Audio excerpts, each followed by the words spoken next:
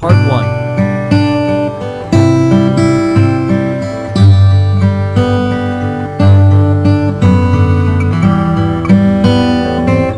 Hi friends, good morning. ఎలా ఉన్నారు? బాగున్నారా?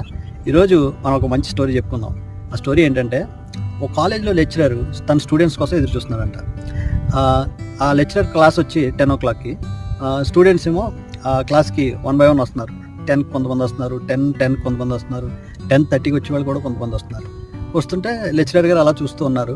చూస్తూ ఉంటే వచ్చేవాళ్ళు వస్తున్నారు, కూర్చునే వాళ్ళు కూర్చుంటున్నారు. చూస్తుండగానే 10:30కి వచ్చేవాళ్ళు వస్తూనే ఉన్నారు.